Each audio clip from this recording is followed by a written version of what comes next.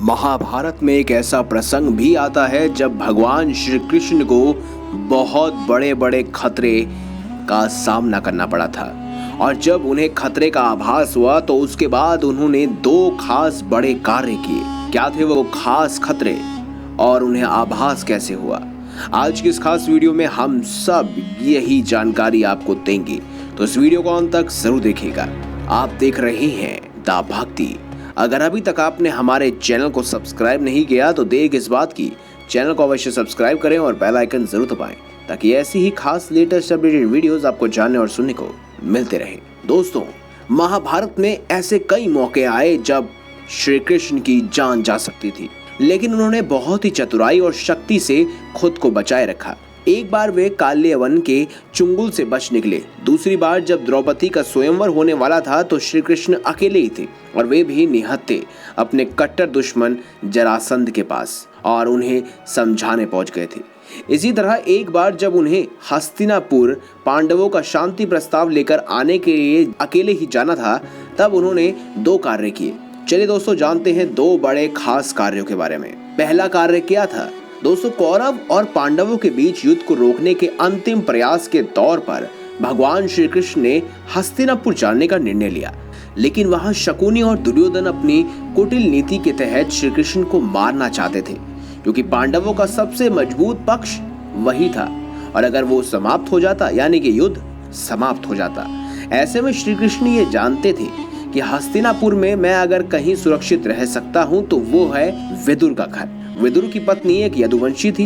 दूसरी बात ये थी कि विदुर का दुर्योधन और शकुनी ने कई बार अपमान किया था, तो विदुर भी कहीं ना कहीं दुर्योधन से चिढ़ते थे। दुर्योधन ने जब विदुर का अपमान किया था तो उन्होंने भरी सभा में ये निर्णय लिया था कि अगर वो उस पर विश्वास ही नहीं करता तो वो भी इस युद्ध में नहीं लड़ना चाहते। ऐसे में विदुर ने युद्ध नहीं लड़ने का संकल्प लिया था। दोस्तों, जब श्री कृष्ण रात को विदुर के यहाँ रुके तो विदुर ने श्री कृष्ण को समझाया था कि आप यहाँ क्यों आ गए। वे दुष्ट दुर्योधन किसी भी नहीं सुनता और वह आपका भी अपमान जरूर करेगा। श्री कृष्ण जानते थे कि दुर्योधन भरी सभा में मेरा भी अपमान कर सकता है और उसके बाद परिस्थितियां बदल जाएंगी। ऐसे में हस्तिनापुर में उन्होंने विदुर के यहाँ रुकने का फैसला किया, क्योंकि विदुर के पास एक ऐसा हथियार था जो अर्जुन के गांडीव से भी कई गुना शक्तिशाली था। विदुर के सहयोग से ही श्री कृष्ण ने हस्तिनापुर और राजमहल में सह सम्मान प्रवेश किया। दोस्तों, दूसरा कार्य ये, भगवान कृष्ण सात्यकी की योग्यता और निष्ठा पर पूरा विश्वास करते थे। जब वह पांडवों के शांतिदूत बनकर हस्तिनापुर पहुंचे तो अपने साथ केवल सात्यक को ही ले गए। कौरवों के सभा कक्ष में प्रवेश करने से पहले उन्होंने सात्यक से कहा कि वैसे तो मैंने अपनी रक्षा करने के पूर्ण सामर्थ्य से परिपूर्ण हूँ, लेकिन यदि कोई बात हो जाए, मैं मारा जाऊं या बंदी बना लिया जाऊं, तब फिर हमारी सेना दुर्योधन की सहायता के वचन से मुक्त हो जाएगी और ऐसी स्थिति में तुम उसके सेनापति रहोगे और उसका कोई भी उपयोग करने के लिए स्वतंत्र रहोगे।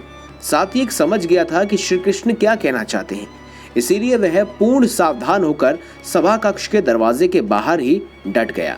आपको बता दें दोस्तों, सात्यक पर विश्वास के कारण ही दुर्योधन के व्यवहार को देखकर सभा कक्ष में कृष्ण ने कौरवों को धमकाया था। दूत के रूप में आए हुए मेरे साथ यहाँ कोई अनिष्ट करने से पहले आपको ये सोच लेना चाहिए, जब हमारी यादव सेना के पास ये समाचार पहुंचेगा तो वह हस्तिनापुर की सड़कों पर क्या गजब ढाएगी। ये सुनते ही सारे कौरव घबरा गए, कांप उठे और शकुनी सहित उन्होंने दुर्योधन को कोई मूर्खता करने से रोक दिया। तब श्री कृष्ण ने शांति प्रस्ताव के तहत कौरवों से पांडवों के लिए 5 गांव मांगे थे, लेकिन दुर्योधन ने इस प्रस्ताव को ठुकरा दिया था। उसके बाद तो आप जानते ही हैं क्या हुआ। दुनिया का सबसे बड़ा युद्ध यानी कि महाभारत हुआ। दोस्तों, अगर आपको ये वीडियो अच्छी लगी है, ये जानकारी पसंद आई तो इस वीडियो को लाइक करें, हमारे चैनल को सब्सक्राइब करें और ज्यादा से ज्यादा शेयर अवश्य करें। मिलेंगे अगली बार एक नई खास वीडियो के साथ। तब तक के लिए बहुत बहुत धन्यवाद।